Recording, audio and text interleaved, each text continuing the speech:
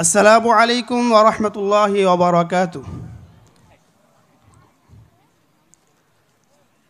الحمد لله الذي أنزل الكتاب المبين وجعله مع بيانه دستور العالمين ألا له الخلق والأمر تبارك الله رب العالمين. والصلاة والسلام على رسوله المعلم الذي علمنا دستوره نظريا وتطبيقا وجعله أصل الأنظمة فضلا من الله وتوفيقا. وعلى آله وأصحابه أجمعين لا سيما الخلفاء الراشدين المهديين الذين جعلوا النظام النبوي على رؤوسهم وأعينهم فحكموا به على المسلمين وغيرهم رضي الله عنهم أجمعين. أما بعد فأعوذ بالله من الشيطان الرجيم. بسم الله الرحمن الرحيم. لقد كان لكم في رسول الله أسوة حسنة لمن كان يرجو الله واليوم الآخر وذكر الله كثيرا.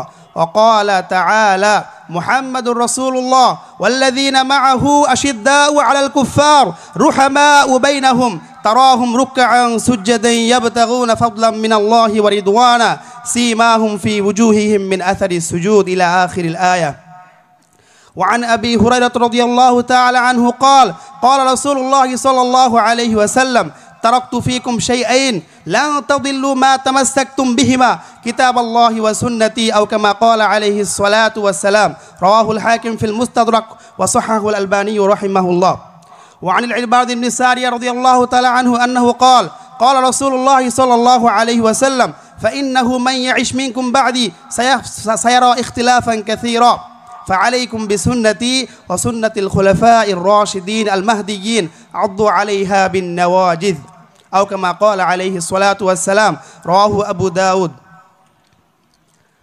সমস্ত প্রশংসা আল্লাহ তাআলার জন্য, যিনি আমাদের জন্য আমাদের কল্যাণের জন্য কুরআন এবং সুন্নাহকে আমাদের সংবিধান হিসেবে প্রণয়ন করেছেন।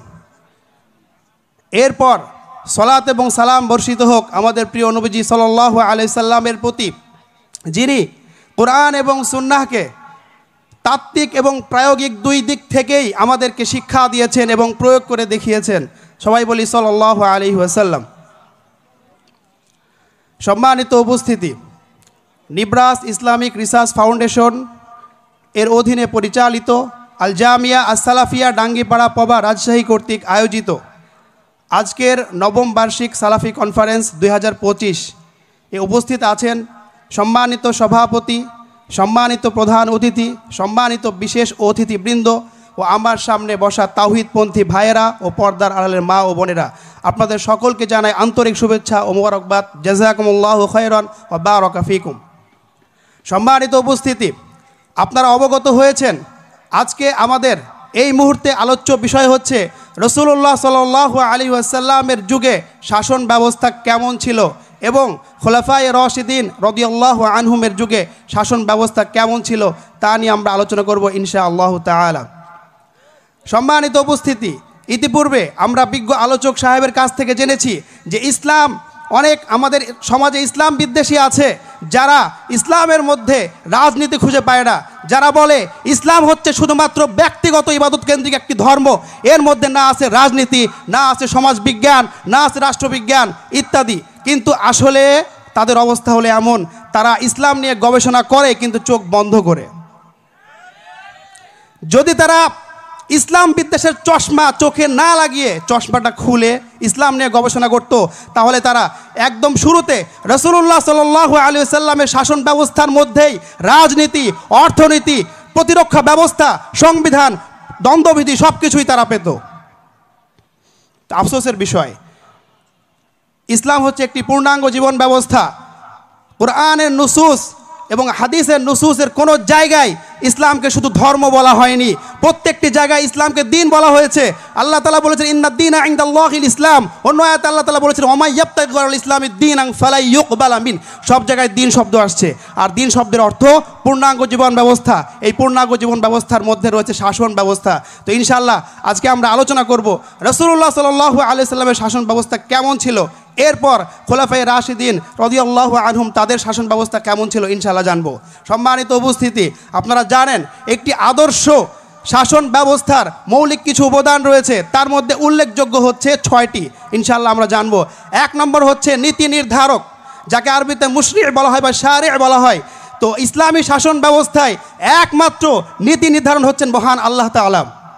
একমাত্র নীতি নির্ধারক মহান আল্লাহ তাআলা। আল্লাহ তাআলার রচিত সংবিধান, এই অনুযায়ী শাসন ব্যবস্থা চলবে, কোনো মানব রচিত সংবিধান অনুযায়ী শাসন ব্যবস্থা চলবে না। দলিল কি? দলিল হচ্ছে এই, সূরা মায়েদার মধ্যে আল্লাহ তাআলা বলছেন, ওয়া আনজালনা ইলাইকাল কিতাবা বিল হাক্কি মুসাদ্দিকাল লিমা বাইনা ইয়াদাইহি মিনাল কিতাবি ওয়া মুহাইমিনান আলাইহি ফাহকুম বাইনাহুম বিমা আনজালাল্লাহ। আল্লাহ তাআলা রাসূলুল্লাহ সাল্লাল্লাহু আলাইহি সাল্লামকে সম্বোধন করে বলছেন, হে রাসূল, আপনার প্রতি আমি কিতাব অবতীর্ণ করেছি। এই কিতাবের বৈশিষ্ট্য হচ্ছে পূর্বের কিতাবকে সত্যায়ন করে। সুতরাং আপনি ফাহকুম বাইনাহুম বিমা আনজালাল্লাহ, আপনার উপরে যা অবতীর্ণ করা হয়েছে অর্থাৎ কুরআনে কারীম, এই কুরআনে কারীমের বিধান অনুযায়ী আপনি শাসন কার্য পরিচালিত করবেন। রাসূলুল্লাহ সাল্লাল্লাহু আলাইহি সাল্লামকে আদেশ করে দেওয়া হলো। আমরা বুঝলাম নীতি নির্ধারক একমাত্র আল্লাহ তাআলা। এক। এরপরে আবু হুরায়রা রাদিয়াল্লাহু তাআলা আনহু থেকে বর্ণিত একটি হাদিস, এই হাদিসটি মুস্তাদরাকে হাকিমে আছে, শেখ আলবানী রাহিমাহুল্লাহ সহিহ বলেছেন। এই হাদিসের মধ্যেও আমরা আল্লাহ তাআলাকে নীতি নির্ধারক হিসেবে পাই। রাসূলুল্লাহ সাল্লাল্লাহু আলাইহি সাল্লাম বলছেন, তারাকতু ফিকুম আমরাইন লাং তাদিল্লু মা তামাসসাকতুম বিহিমা, তোমাদের কাছে আমি 2টি জিনিস রেখে গেলাম, যদি আঁকড়ে ধরে থাকতে পারো তাহলে জীবনেও তোমরা বিপদগামী হবে না। 1 নাম্বার হচ্ছে কিতাবুল্লাহ, 2 নাম্বার হচ্ছে সুন্নতি, আমার সুন্নাত। তো এখান থেকেও আমরা বুঝতে পারলাম যে ইসলামী শাসন ব্যবস্থার নীতি নির্ধারক একমাত্র আল্লাহ তাআলা হবেন, অন্য কেউ হবেন না। সম্মানিত উপস্থিতি, আমরা একটু তুলনামূলক বিশ্লেষণ করি। বর্তমানে ইসলাম এর বিপরীত অন ইসলামিক যে তন্ত্র এবং মন্ত্র আছে সেইগুলোর সনদ কি একটু চিন্তা করি। আমরা দেখতে পাইলাম আমাদের ইসলামী শাসন ব্যবস্থা, রাসূলুল্লাহ সাল্লাল্লাহু আলাইহি সাল্লামের যুগের শাসন ব্যবস্থা, খোলাফায়ে রাশিদিনের যুগের শাসন ব্যবস্থা, সবগুলোর সনদ আছে, সবগুলোর ভিত্তি আছে। কিন্তু পক্ষান্তরে আমাদের দেশে প্রচলিত 2টা শাসন ব্যবস্থা খুব জোরে সোরে প্রচার করা হয়। 1 নম্বর হচ্ছে গণতন্ত্র, 2 নম্বর হচ্ছে সমাজতন্ত্র। এই 2 তন্ত্রের কোনো সনদ আপনি পশ্চিম কালো খুঁজে বের করতে পারবেন না। কারণ গণতন্ত্রের সনদ বেশির থেকে বেশি পৌঁছবে কার পর্যন্ত? আব্রাহাম লিঙ্কন পর্যন্ত। আর সমাজতন্ত্রের সনদ পৌঁছবে কার্ল মার্কস পর্যন্ত, এর বেশি আর যাবে না। অথচ এই 2 জন ব্যক্তি, প্রথম কথা হচ্ছে তারা ইসলামী না, তারা মুসলিম না। দ্বিতীয় কথা হচ্ছে তারা একদম সৃষ্ট মানুষ, তারা সৃষ্টিকর্তা না। সূরা আরাফের মধ্যে আল্লাহ তাআলা বলছেন, আলা লাহুল খালকু ওয়াল আমর, একমাত্র বিধান প্রণয়নের, বিধান বাস্তবায়নের, বিধান পালন করানোর, শাসিত করার একমাত্র অধিকার লাগে তার, যিনি সৃষ্টি করেন। যিনি সৃষ্টি করেন তিনি একমাত্র বিধান প্রণয়ন করতে পারেন। যিনি সৃষ্টিকর্তা না, যিনি মানুষ, যিনি কার্ল মার্কস, যিনি আব্রাহাম লিঙ্কন, তিনি কখনোই নীতি ধারণ করার যোগ্যতা রাখেন না। 1 নম্বর গেল। 2 নম্বর মূল উপাদান হচ্ছে শাসক, যোগ্য শাসক। নববী যুগের শাসন ব্যবস্থা, খিলাফত রাশিদার শাসন ব্যবস্থা, এই 2 শাসন ব্যবস্থায় আমরা যোগ্য শাসক পেয়েছিলাম। প্রথমত রাসূলুল্লাহ সাল্লাল্লাহু আলাইহি সাল্লাম ছিলেন পৃথিবীর ইতিহাসে সর্বশ্রেষ্ঠ শাসক। কারণ একজন যোগ্য শাসকের জন্য যেই সকল গুণাবলী দরকার তার মধ্যে 5টি হচ্ছে উল্লেখযোগ্য। এই 5টি গুণ রাসূলুল্লাহ সাল্লাল্লাহু আলাইহি সাল্লামের মধ্যে ছিল পূর্ণ মাত্রায় বিদ্যমান। 1 নম্বর হচ্ছে ইলম। হাদিসের মধ্যে রাসূলুল্লাহ সাল্লাল্লাহু আলাইহি সাল্লাম বলছেন, উতিতু ইলমাল আউয়ালিন ওয়াল আখিরিন, আমার পূর্বে যত মানুষ, যত আম্বিয়া রাসূল গেছে তাদের যে জ্ঞান আমাকে দেওয়া হয়েছে, আমার পরে কিয়ামত পর্যন্ত যত মানুষ আসবে তাদের জ্ঞানও আমাকে দেওয়া হয়েছে। এখন বলেন, রাসূলুল্লাহ সাল্লাল্লাহু আলাইহি সাল্লামের থেকে মানুষদের মধ্যে সর্বজ্ঞানী আর কে আছে? কেউ নেই। তাহলে ইলমের দিক থেকে তিনি সর্ব উপরে। এরপর 2 নম্বর গুণ হচ্ছে আল আমানা, আমানতদারিতা। রাসূলুল্লাহ সাল্লাল্লাহু আলাইহি সাল্লামের আমানতদারিতার উদাহরণটা আমরা সকলেই জানি। যখন তাকে নবুয়ত দেওয়া হয়নি, এখনও নবুয়ত পাননি, তার আগেই তার এলাকার, তার ভূখণ্ডের শত্রু, যারা পরে শত্রু হয়েছিল মক্কার মুশরিকরা, প্রত্যেকে এই রাসূলুল্লাহ সাল্লাল্লাহু আলাইহি সাল্লামকে উপাধি দিয়েছে আল আমিন। এখনও নবুয়ত পাননি, তার আগেই তার উপাধি হচ্ছে আল আমিন। সুতরাং তিনি বিশ্বস্ত, তার মতো বিশ্বস্ত পৃথিবীতে আর কেউ নেই। 3 নম্বর হচ্ছে আসিদক, সত্যবাদিতা। রাসূলুল্লাহ সাল্লাল্লাহু আলাইহি সাল্লাম থেকে যে সকল সাহাবীরা হাদিস বর্ণনা করেছেন তাদের প্রত্যেকেই হাদিস বর্ণনা করার সময় উল্লেখ করেন হাদ্দাসানা সাদিক আল মাসদুক, অর্থাৎ রাসূলুল্লাহ সাল্লাল্লাহু আলাইহি সাল্লাম তিনি সত্যবাদী। তো রাসূলুল্লাহ সাল্লাল্লাহু আলাইহি সাল্লামের থেকে বড় সত্যবাদী মানুষদের মধ্যে আর কেউ ছিল না। 3 নম্বর গেল। 4 নম্বর গুণ হচ্ছে আল হিকমা, মানে প্রজ্ঞা। আল্লাহ তাআলা রাসূলুল্লাহ সাল্লাল্লাহু আলাইহি ওয়াসাল্লামকে মানুষদের মধ্যে সবচেয়ে বেশি প্রজ্ঞাবান বানিয়েছিলেন। এর উদাহরণের জন্য একটি ঘটনা যথেষ্ট। আমরা সকলেই জানি সুলহুল হুদাইবিয়ার সন্ধির ঘটনা। হুদাইবিয়ার সন্ধির ঘটনায় ওমর রাদিয়াল্লাহু তাআলা আনহু এই সিদ্ধান্তের প্রতি অসন্তুষ্ট ছিলেন। অসন্তুষ্ট বলতে অর্থাৎ তিনি অন্তর থেকে মেনে নিতে পারছিলেন না। এই জন্য বারবার রাসূলুল্লাহ সাল্লাল্লাহু আলাইহি ওয়াসাল্লামকে জিজ্ঞেস করছিলেন যে ইয়া রাসূলুল্লাহ, আমরা কি সত্যের পথে নেই? কেন আমাদের এই সিদ্ধান্তগুলো আমাদের বিপক্ষে আসলো? বেশিরভাগ সিদ্ধান্ত তাদের পক্ষে আসলো। রাসূলুল্লাহ সাল্লাল্লাহু আলাইহি ওয়াসাল্লাম তখন ধৈর্য ধারণ করেছিলেন। এই সিদ্ধান্ত হুদাইবিয়া সন্ধির সিদ্ধান্ত সম্পূর্ণ ছিল ইলম এবং হিকমতের সমন্বয়। তো রাসূলুল্লাহ সাল্লাল্লাহু আলাইহি ওয়াসাল্লামের প্রজ্ঞার পরিচয় এখানে পাওয়া গিয়েছিল। পরবর্তীতে আল্লাহ তাআলা আয়াত নাজিল করে জানিয়ে দিয়েছেন এই সন্ধি শুধু সন্ধি নয়, এই সন্ধি হচ্ছে ফাতহে মুবিন, ইন্না ফাতাহনা লাকা ফাতহাম মুবিনা। হে নবী, আমি আপনাকে বিজয় দান করেছি, স্পষ্ট বিজয়। তাহলে কি বোঝা গেল? একজন যোগ্য শাসক হওয়ার জন্য লাগবে প্রজ্ঞা, যেটা রাসূলুল্লাহ সাল্লাল্লাহু আলাইহি সাল্লামের মধ্যে বিদ্যমান ছিল। এরপরে আরেকটি গুণ যেটা যোগ্য শাসকের মধ্যে প্রয়োজন, সবচেয়ে গুরুত্বপূর্ণ, সেটা হচ্ছে ইনসাফ। এই সম্পর্কে শুধু একটি ঘটনা বলবো। সহিহ বুখারীতে আসছে, আব্দুল্লাহ বিন মাসউদ রাদিয়াল্লাহু তাআলা আনহু থেকে বর্ণিত।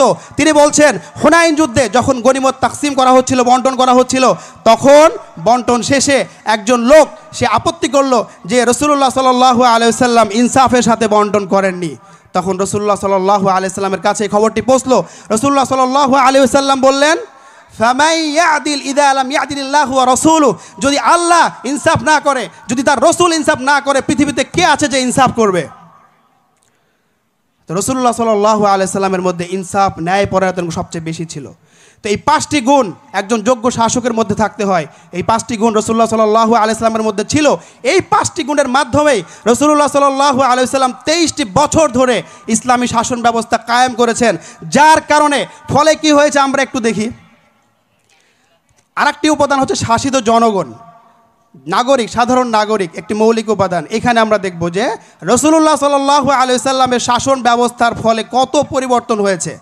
রাসূলুল্লাহ সাল্লাল্লাহু আলাইহি সাল্লামের আগমনের পূর্বে জাহিলি যে যুগ ছিল, এই যুগে 2 শ্রেণীর মানুষ সবচেয়ে বেশি নিষ্পেষিত, নির্যাতিত হয়েছে। 1 নম্বর হচ্ছে দাসী শ্রেণী, 2 নম্বর হচ্ছে নারী শ্রেণী। এই 2 শ্রেণীর প্রতি সবচেয়ে বেশি বৈষম্য, সবচেয়ে বেশি নির্যাতন করা হয়েছে। রাসূলুল্লাহ সাল্লাল্লাহু আলাইহি সাল্লাম যখন শাসন ক্ষমতা এসেছেন, তার শাসন ব্যবস্থার ফলে এই 2 শ্রেণী কোথায় থেকে কোথায় গিয়েছে। প্রথমে আমরা আসি দাসের ব্যাপারে। প্রথমেই বলে রাখি, ইসলাম বিদ্বেষীরা তারা রাসূলুল্লাহ সাল্লাল্লাহু আলাইহি সাল্লামের ক্ষেত্রে আপত্তি তোলে। রাসূলুল্লাহ সাল্লাল্লাহু আলাইহি সাল্লাম তিনি নাকি দাস প্রথা প্রণয়ন করেছেন। অথচ কথা একটাই যে আপনারা দয়া করে ইসলাম বিদ্বেষের চশমাটা খুলে তারপরে রাসূলুল্লাহর জীবনী সিরাত পড়ুন। সেখানে দেখেন রাসূলুল্লাহ সাল্লাল্লাহু আলাইহি সাল্লাম দাস প্রথা প্রণয়ন তো দূরের কথা, বরং তিনি তার পুরো জীবদ্দশায় 63 জন দাস এবং দাসীকে তিনি নিজ হাতে মুক্তি দান করেছেন। যিনি নিজের দাস মুক্তি দান করেন, দাস আজাদ করেন, গোলাম আজাদ করেন, তিনি কিভাবে দাস প্রথা প্রণয়নের কথা বলা যায়? এই কথাটি আত-তারাতিবুল ইদারিয়া কিতাবে আসছে। শেখ আব্দুল হাই আল কাত্তানি রাহিমাহুল্লাহ তিনি এই কথাটি বলেছেন, 63 জন। শুধু তাই নয়, আপনি যদি কোরআন এবং হাদিস খুলে দেখেন, সেখানে দেখবেন অনেকগুলো কাফফারা আছে। কসমের কাফফারা, জিহারের কাফফারা, আরও ইত্যাদি কাফফারা আছে। যে কাফফারার মধ্যে অন্যতম একটি পদ্ধতি হচ্ছে তাহরিরুর রাকাবা, গোলামকে আজাদ করতে হবে। কোথাও এমন নাই যে গোলাম বানাতে হবে, গোলাম প্রণয়ন করতে হবে, এমনটা নেই। সুতরাং রাসূলুল্লাহ সাল্লাল্লাহু আলাইহি সাল্লামের শাসন ব্যবস্থা ছিল দাস দাসীর মুক্তি শাসন ব্যবস্থা। রাসূলুল্লাহ সাল্লাল্লাহু আলাইহি শাসন ব্যবস্থা কখনোই দাস প্রণয়নের শাসন ব্যবস্থা ছিল না। এরপরে আসি মানবাধিকার। একজন মানুষ হওয়া হিসেবে যে অধিকার তার প্রাপ্য, এটাও রাসূলুল্লাহ সাল্লাল্লাহু আলাইহি সাল্লাম তিনি দাসদেরকে দিয়েছিলেন। এই হাদিসটি বর্ণিত হয়েছে সহিহ বুখারীতে। আবু যর গিফারী রাদিয়াল্লাহু তাআলা আনহু তিনি বলছেন, রাসূলুল্লাহ সাল্লাল্লাহু আলাইহি সাল্লাম বলেছেন, ইখওয়ানুকুম খাওয়ালুকুম, তোমাদের দাস এবং দাসী তোমাদের ভাই। লক্ষ্য করি আমরা, রাসূলুল্লাহ সাল্লাল্লাহু আলাইহি সাল্লাম তিনি প্রথমে দাস দাসীদের একটি সামাজিক পরিচিতি দান করলেন। একটা টাইটেল প্রয়োজন আছে, কারণ তাদের সত্তা বিক্রি হয়ে গেছে, এই জন্য তারা হীনমন্যতার শিকার হয়। রাসূলুল্লাহ সাল্লাল্লাহু আলাইহি সাল্লাম রাহমাতুল আলামিন তিনি দয়া করে তাদেরকে একটি সামাজিক স্বীকৃতি দান করলেন। তিনি বললেন যে না, গোলাম নয়, দাসী নয়, বরং তোমাদের ভাই বোন। অথচ যারা ইসলামের উপর আক্রমণ করে, ইসলাম বিদ্বেষী যারা আছে, যারা সব সময় মানবাধিকারের ফেনা তুলে মুখ ভর্তি করে ফেলে, আপনি এদের কাছে গিয়ে দেখবেন, এদের খোঁজ খবর নিয়ে দেখবেন যে তারা দাস তো দূরের কথা, দাসী তো দূরের কথা, কাজের লোককে পর্যন্ত সমান চোখে দেখে না। এই হাদিসের মধ্যে রাসূল সাল্লাল্লাহু আলাইহি ওয়াসাল্লাম কি করলেন? এরপরে তিনি বলছেন যে ইখওয়ানুকুম খাওয়ালুকুম জাআলাহুমুল্লাহু তাহতা আইদিকুম, আল্লাহ তাআলা তাদেরকে তোমাদের অধীনে করে দিয়েছেন, কিন্তু তোমরা যেটা করবে সেটা হলো এই যে ফামান কানা আখুহু তাহতা ইয়াদিহি ফালইউতইমহু মিম্মা ইয়াকুল, সে যা খায় তা থেকেই খাওয়াবে। যারা ইসলাম নিয়ে প্রশ্ন তুলে তারা কেউ এমনটা করে? আপনি খোঁজ নিয়ে দেখবেন যে দাস তো দূরের কথা, কাজের মানুষ, সে তো দাস নয়, সে স্বাধীন, কিন্তু অভাবের কারণে কাজ করছে। এই কাজের মেয়ে, এই কাজের লোক কখনোই একটা দিনও নিজের খাবার থেকে খাওয়ায় না, বরং খাবারের মান আলাদা থাকে। এরপরে রাসূল সাল্লাল্লাহু আলাইহি ওয়াসাল্লাম কি বললেন? ইউলবিসহু মিম্মা ইয়ালবাস, যা পরিধান করে সেই পর্যায়ের পোশাক পরিধান করতে হবে, অথচ এরা করে না। সম্পূর্ণ বিপরীত। রাসূলুল্লাহ সাল্লাল্লাহু আলাইহি সাল্লাম তিনি এতটাই দয়ালু ছিলেন এবং তার শাসন ব্যবস্থা এতটা ইনসাফপূর্ণ ছিল এবং মানবাধিকার সমৃদ্ধ ছিল যে তিনি দাসদেরকে এত মর্যাদা দান করেছেন। এরপরে রাসূলুল্লাহ সাল্লাল্লাহু আলাইহি ওয়াসাল্লাম বলছেন ওয়ালা তুকাল্লিফুহুম মা ইয়াগলিবুহুম, কখনোই দাস এবং দাসীর প্রতি এমন কোনো কাজ তোমরা চাপিয়ে দিবে না যা তাদের সাধ্যের বাইরে চলে যায়। এরপরে আরেকটি শ্রেণী ছিল নারী শ্রেণী। ইসলাম পূর্ব জাহেলি যুগে আমরা জানি নারীদের প্রতি কেমন বৈষম্যমূলক আচরণ করা হতো। প্রথম বিষয় হচ্ছে নারীদেরকে উত্তরাধিকার থেকে একেবারে বঞ্চিত করা হতো, কিন্তু রাসূলুল্লাহ সাল্লাল্লাহু আলাইহি সাল্লামের শাসন ব্যবস্থায় এসে নারীদেরকে পূর্ণ উত্তরাধিকার দেওয়া হয়েছে এবং সেটা হয়েছে কোরআনের মাধ্যমে। সূরা নিসার মধ্যে আল্লাহ তাআলা বিস্তারিতভাবে উল্লেখ করেছেন যে পুরুষরাও যেমন অংশ পাবে তেমনি নারীরাও অংশ পাবে। সুতরাং রাসূলুল্লাহ সাল্লাল্লাহু আলাইহি সাল্লামের শাসন ব্যবস্থায় নারীদের অধিকারের অনেক বড় একটা পরিবর্তন ঘটেছে। আরেকটি বিষয় ছিল, আপনারা জানেন যে রাসূলুল্লাহ সাল্লাল্লাহু আলাইহি সাল্লামের আগমনের পূর্বে নারীদেরকে, বিশেষ করে নারী শিশুকে জীবন্ত কবর দেওয়া হতো। আয়াতের মধ্যে আল্লাহ তাআলা বলছেন ওয়াইদা বুশিরা আহাদুহুম বিল উনসা যাল্লা ওয়াজহুহু মুসওয়াদ্দা ওয়া হুয়া কাযীম, তাদের অবস্থা এমন ছিল যখন বলা হতো যে আজকে তোমার কন্যা সন্তান জন্ম নিয়েছে, সঙ্গে সঙ্গে চেহারা মলিন হয়ে যেত, রাগান্বিত হয়ে যেত, এরপরে তারা জীবন্ত দাফন করে ফেলতো। এতটা বর্বর ছিল এই জাতিকে, এই নারী জাতিকে আল্লাহ রাসূল সাল্লাল্লাহু আলাইহি সাল্লাম এত সম্মান দান করেছেন যে পরবর্তীতে তিনি হাদিসের মধ্যে স্পষ্ট বলেছেন যে ব্যক্তির কন্যা সন্তান 2টা অথবা 3টা হবে, শিক্ষা দীক্ষা দিয়ে লালন পালন করে ভালো জায়গায় বিয়ে দিবে, রাসূলুল্লাহ সাল্লাল্লাহু আলাইহি সাল্লাম তার জান্নাতের কথা ঘোষণা করেছেন। এই 2টা শ্রেণীর কথা বললাম। এরপরে আরেকটা বিষয়, সেটা হচ্ছে যে সংবিধান নিয়ে আমরা বলেছি। এরপরে গুরুত্বপূর্ণ বিষয় হচ্ছে বিচার ব্যবস্থা। তো মৌলিক উপাদান হচ্ছে একটি আদর্শ শাসন ব্যবস্থার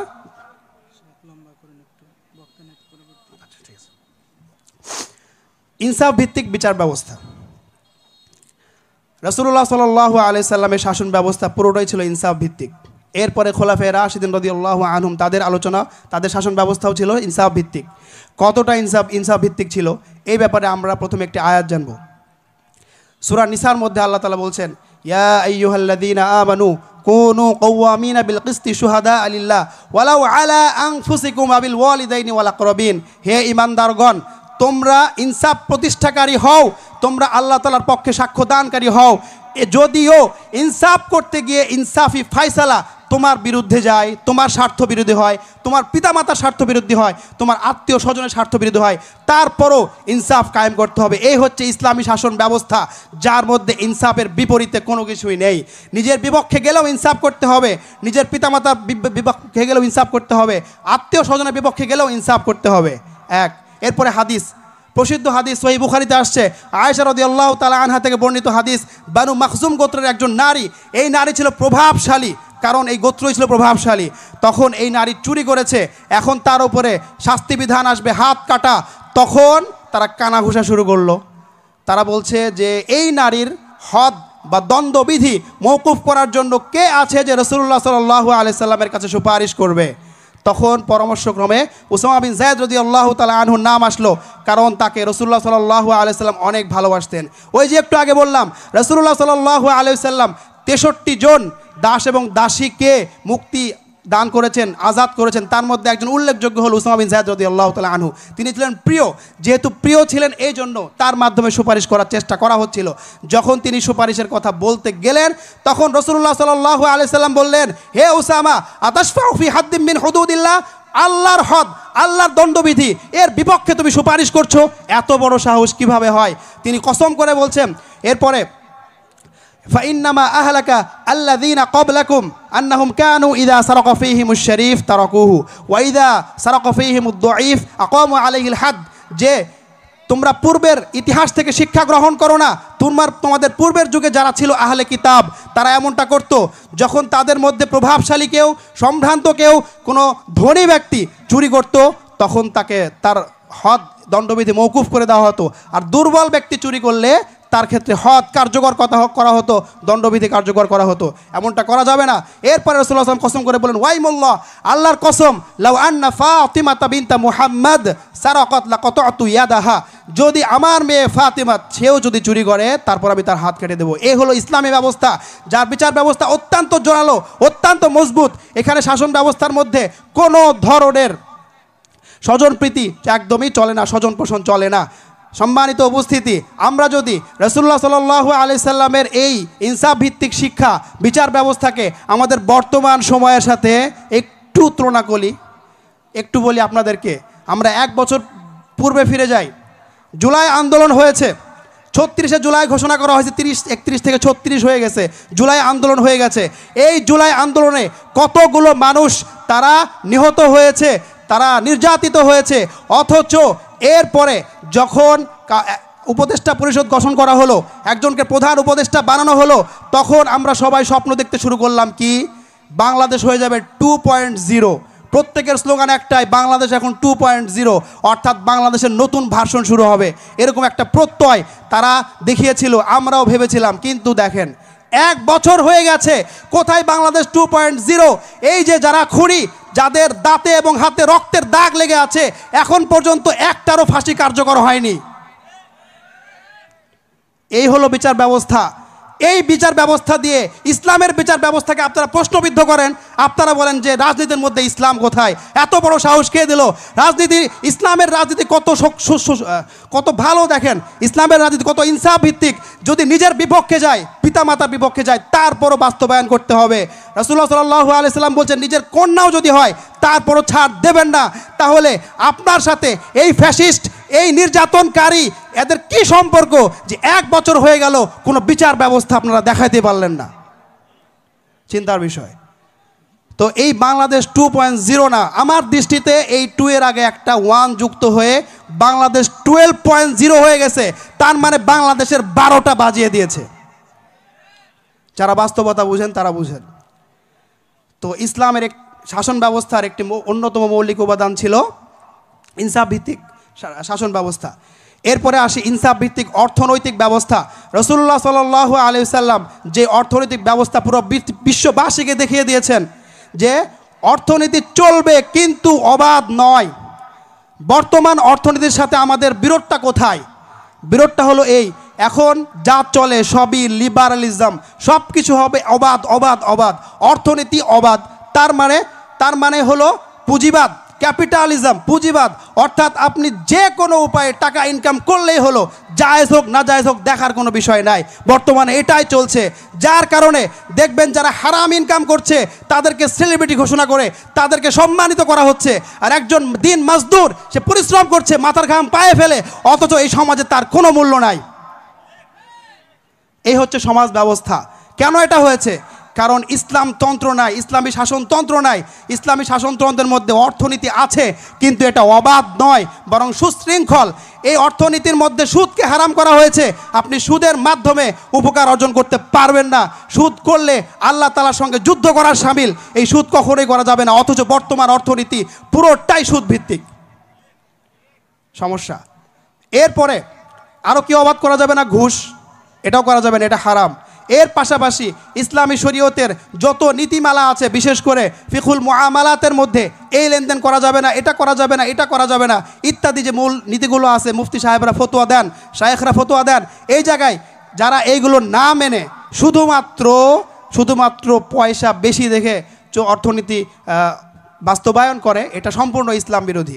অথচ বর্তমান শাসন ব্যবস্থায় একবারও বলবে না যে এই বিধিনিষেধগুলো মানতে হবে, বরং সবসময় বলবে অবাধ অর্থনীতি, যে কোনোভাবে টাকা ইনকাম করো, আমাদের দেশ উন্নত হবেই হবে। কোথায় উন্নত হচ্ছে? বরং আমরা যদি বর্তমান পৃথিবীর দেশগুলোর দিকে তাকিয়ে দেখি ওই দেশগুলোই উন্নত।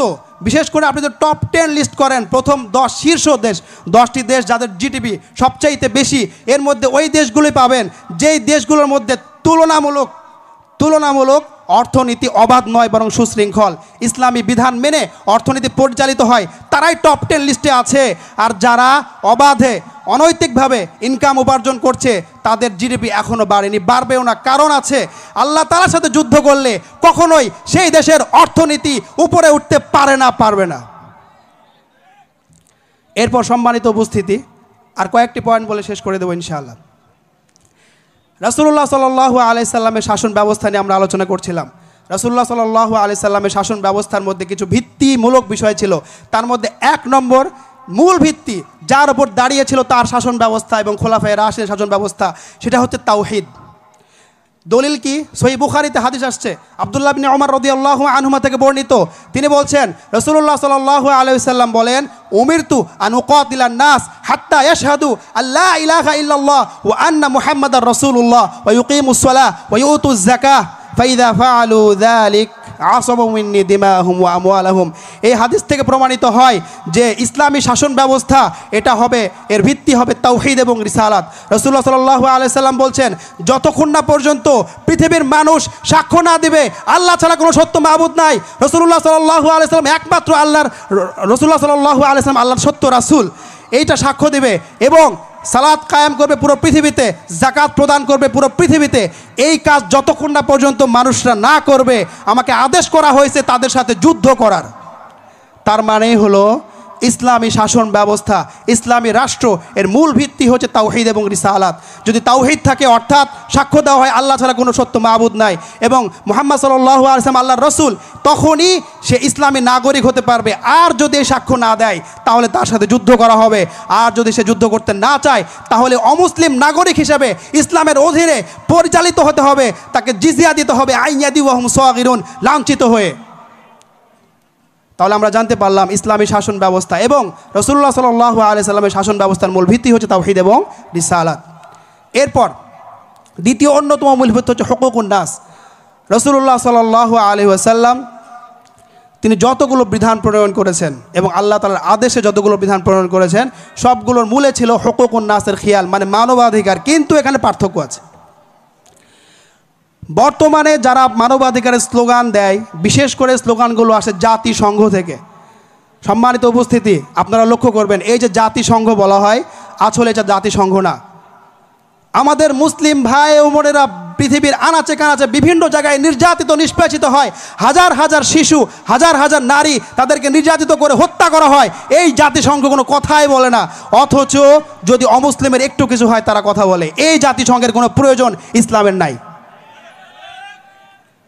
এই জাতিসংঘ কি করে? মানবাধিকার দেখায়। আমাদের দেশেও মানবাধিকারের একটা ভবন, একটা অফিস তারা করতে যাচ্ছে যে মানবাধিকার প্রতিষ্ঠা করবে। কিসের মানবাধিকার? রাসূলুল্লাহ সাল্লাল্লাহু আলাইহি সাল্লাম যেই মানবাধিকারের কথা বলেছেন, এই মানবাধিকার ছিল সুশৃঙ্খল, বিশৃঙ্খল ছিল না। এই মানবাধিকার মানে ছিল একজন মানুষ শুধু মানুষ হওয়া হিসেবে তার যে মৌলিক অধিকার আছে, অন্ন, বস্ত্র, বাসস্থান, সেগুলো নিশ্চিত করা, তার শিক্ষা, তার সন্তানের শিক্ষা, তার চিকিৎসা ব্যবস্থা, সড়ক, রাস্তাঘাট ইত্যাদি নিশ্চিত করা, নিরাপত্তা নিশ্চিত করা। এমন যেন না হয় যে দুপুরবেলা আমি বের হতে ভয় পাই যে আমাকে হত্যা করে ফেলা হবে, রাত্রে আমি বের হতে ভয় পাই আমাকে হত্যা করে ফেলা হবে, এমনটা নয়। এটা ছিল রাসূলুল্লাহ সাল্লাল্লাহু আলাইহি ওয়াসাল্লামের মানবাধিকার। কিন্তু বর্তমান মানবাধিকারের সংজ্ঞা কি? জাতিসংঘের কাছে মানবাধিকার, আমেরিকার কাছে, ইউরোপের কাছে মানবাধিকারের সংজ্ঞা হচ্ছে এই যে মানুষ তার মনে যেটা চায় এটাই হচ্ছে মানবাধিকার। অথচ এটাকে আয়াতের মধ্যে আল্লাহ তাআলা স্পষ্টভাবে নাকচ করেছেন। আল্লাহ তাআলা কি বলছেন সূরা মায়েদার মধ্যে? ওয়া আনজালনা ইলাইকাল কিতাবা বিল হাক্কি মুসাদ্দিকাল লিমা বাইনা ইয়াদাইহি মিনাল কিতাবি ওয়া মুহাইমিনান আলাইহি ফাহকুম বাইনাহুম বিমা আনজালাল্লাহ ওয়া লা তাত্তাবি আহওয়াআহুম। আল্লাহ রাসূল সাল্লাল্লাহু আলাইহি সাল্লামকে আল্লাহ তাআলা বলছেন যে হে নবী, বিধান প্রণয়ন করতে গিয়ে, বিধান বাস্তবায়ন করতে গিয়ে কখনোই আপনি এই যে লোকেরা আছে তাদের প্রবৃত্তির অনুসরণ করবেন না। তার মানে লোকেরা যদি তাদের মনে যেটা চায়, মন গড়া একটা আইন বাস্তবায়ন করার জন্য আন্দোলন করে, কখনোই তাদের অনুসরণ করবেন না। স্পষ্ট আয়াতের মধ্যে বলা হচ্ছে ওয়ালা তাত্তাবি আহওয়াহুম, কখনোই। কিন্তু এই মানবাধিকারগুলো কি বলে? মাত্র 10 থেকে 20 জন তারা রাস্তায় নেমে বলতেছে আমরা সমকামিতার বৈধতা চাই। এটা নাকি মানবাধিকার? কেন? ওই যে মানবাধিকার সংজ্ঞায় ভিন্ন তাদের কাছে, মন যেটা চায় সেটাই মানবাধিকার। সুতরাং তাকে যদি আমরা এই অনুমোদন না দিই সে কষ্ট পাবে, তার মানবাধিকার লঙ্ঘন হবে, এরকম কথা বলা হচ্ছে না। স্পষ্ট নিষেধ। আল্লাহ তাআলা বলেন ওয়ালা তাত্তাবি আহওয়াআহুম, কখনোই মানুষের মন গড়া চাহিদার বাস্তবায়ন করা যাবে না। এটা শাসকের জন্য ওয়াজিব এবং ফরজ, কখনোই। সুতরাং যদি জনগণ কোনো দাবি করে, দেখতে হবে যে ইসলামী মানদণ্ডে উত্তীর্ণ হচ্ছে কিনা, শরীয়তের কোনো বিধান লঙ্ঘন হচ্ছে কিনা। যদি লঙ্ঘিত হয়, কখনোই যদি সকল জনগণ মিলে আন্দোলন করে তারপরও এটা বাস্তবায়িত হবে না। এই হলো মানবাধিকার। সুতরাং ইসলামের মানবাধিকার এটা অবাধ নয়, বরং সুশৃঙ্খল একটি মানবাধিকার। এরপরে আরেকটি ভিত্তি যার উপর দাঁড়িয়েছিল রাসূলুল্লাহ সাল্লাল্লাহু আলাইহি সাল্লামের শাসন ব্যবস্থা এবং খোলাফায়ে রাশিদের শাসন ব্যবস্থা, সেটি হচ্ছে নারী অধিকার নিশ্চিত করা। নারী অধিকারের মধ্যে দুইটি দিক আছে। একটা হচ্ছে নারীকে মানুষ মনে করা, নারীকে কোনো ভোগ লালসার পণ্য না মনে করা, মানুষ মনে করে তার যে অধিকার আছে সেগুলো নিশ্চিত করা, তাকে প্রদান করে দেওয়া। আমরা একটু পূর্বে আলোচনা করেছি রাসূলুল্লাহ সাল্লাল্লাহু আলাইহি সাল্লাম তিনি উত্তরাধিকার দান করেছেন, এটা মানুষ হিসেবে তার হক। মানুষ হিসেবে একজন নারী তার সামাজিক যে অধিকার রয়েছে তাও তিনি দিয়েছেন, এগুলো মানুষ হিসেবে হক। তো ইসলাম ইনসাফ ভিত্তিক অধিকারের কথা বলে, যেটাকে আমরা ন্যায্য অধিকার বলি, কিন্তু আমরা কি করেছি? আমরা উল্টা এটাকে বানিয়ে দিয়েছি সমান অধিকার। কেন?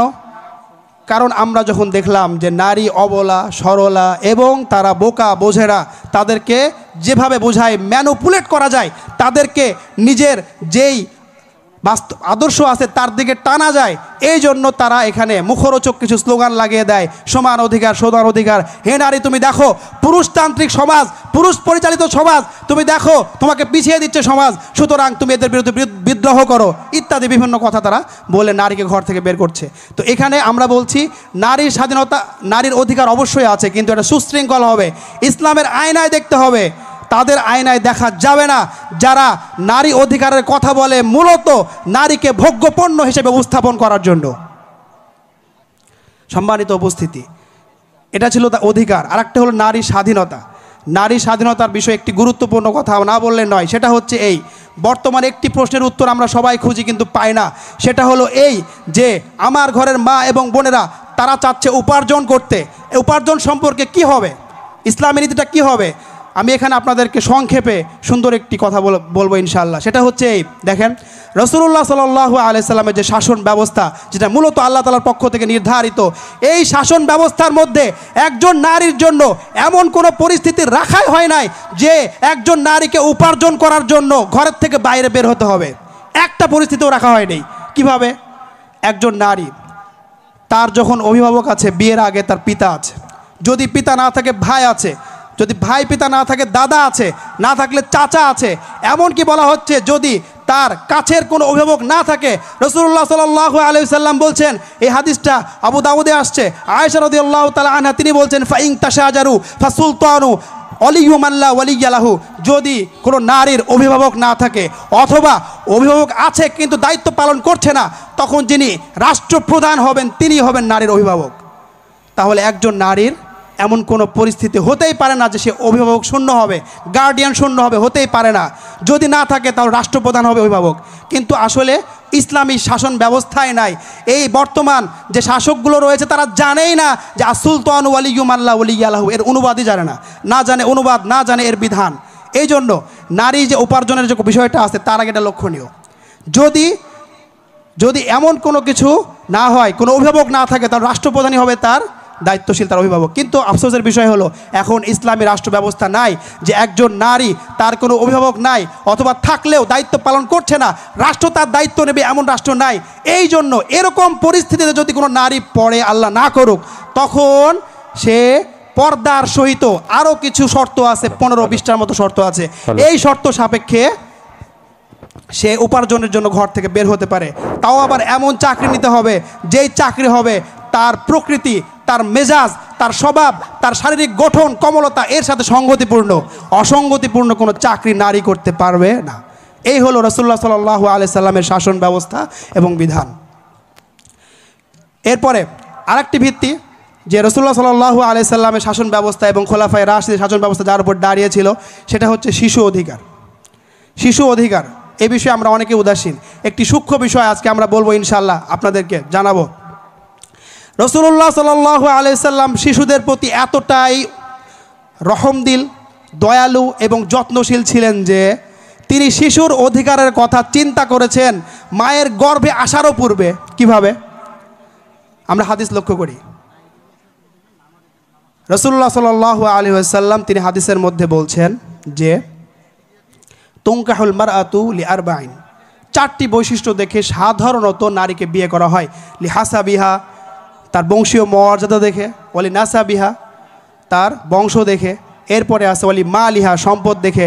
সর্বশেষ ওয়ালি দীনিহা, তার দিনদারিতা দেখে তাকে বিয়ে করা হয়। কিন্তু রাসূলুল্লাহ সাল্লাল্লাহু আলাইহি সাল্লাম প্রাধান্য দিলেন কোনটাকে? ফাযফার লিযাতিদ দ্বীন, তুমি পাত্রী নির্বাচনের ক্ষেত্রে প্রাধান্য দিবে দিনদারিতাকে। দিনদার পাত্রীকে নির্বাচন করো, অন্যথায় তারিবাত ইয়াদাক, তোমার হাত ধুলোমলিন হয়ে যাবে।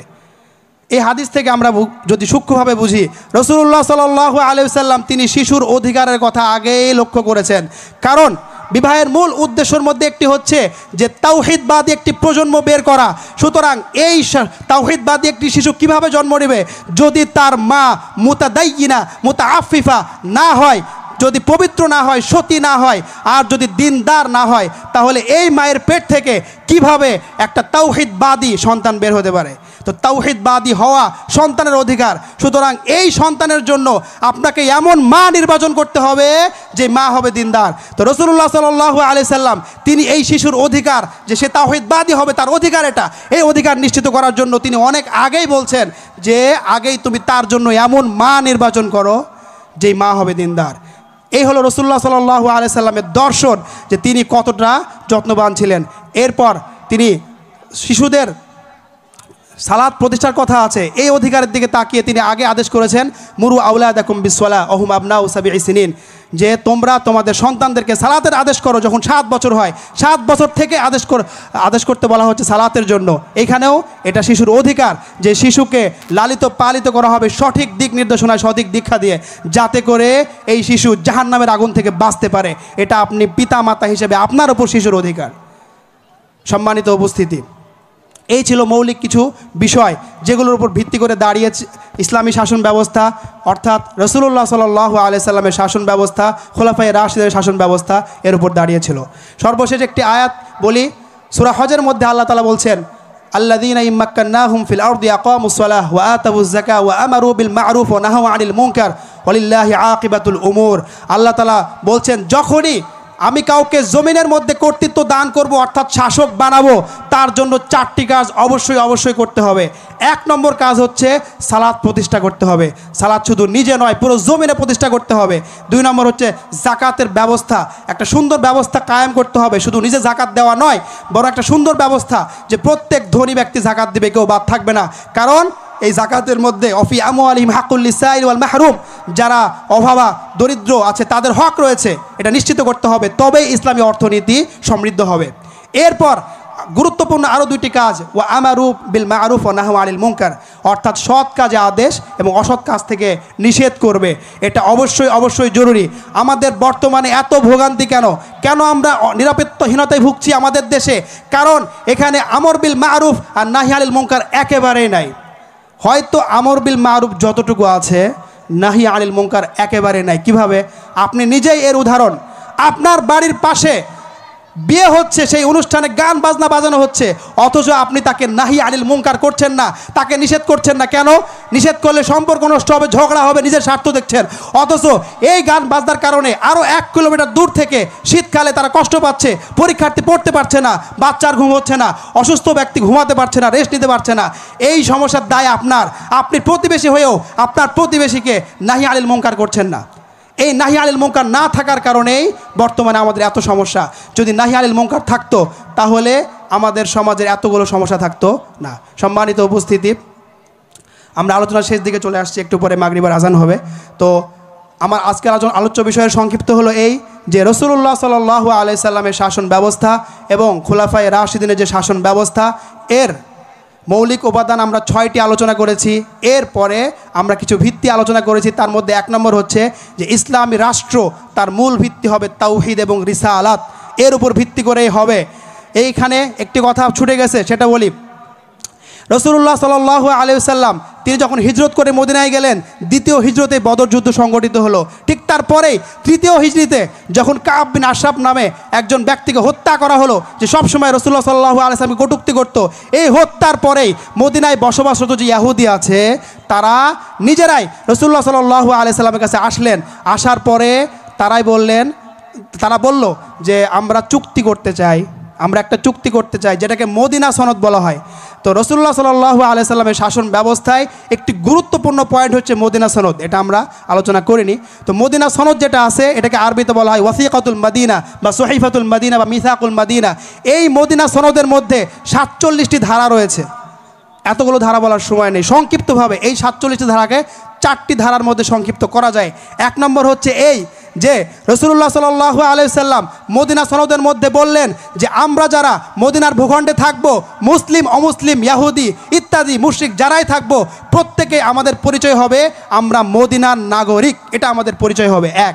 দ্বিতীয় হচ্ছে এই যে আমাদের মধ্য হতে কেউ অন্য কারো জান মালের ক্ষতি করতে পারবো না। 2।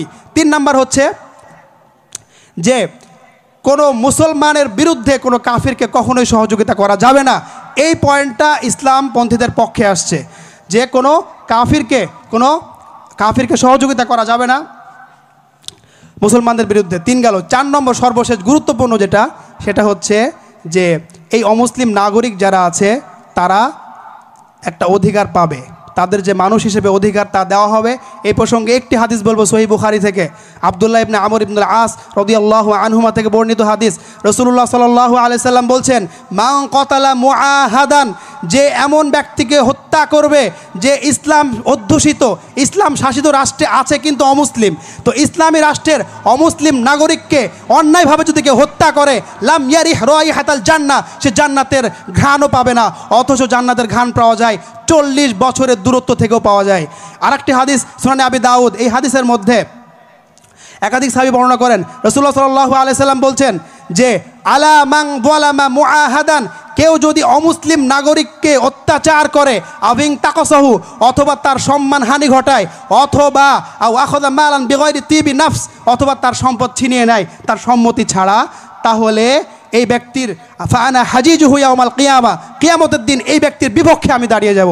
লক্ষ্য করেন এই মদিনা সনদের মধ্যে মূল কথা ছিল এটাই যে ইসলামী রাষ্ট্র, এটা দেখে অমুসলিমদের ভয় পাওয়ার কোনো কারণ নেই, বরং ইসলামী রাষ্ট্রের মধ্যে অমুসলিমদের পরিপূর্ণ নিরাপত্তা দেওয়া হয়, যা রাসূলুল্লাহ সাল্লাল্লাহু আলাইহি সাল্লাম মদিনা সনদ দেখিয়ে দিয়েছেন যে অধীনস্থ ইহুদি বা মুশরিক যারা ছিল তারা নিরাপত্তায় ছিল, এবং রাসূলুল্লাহ সাল্লাল্লাহু আলাইহি সাল্লাম তাদের সাথে সহাবস্থানকে জায়েজ করেছেন।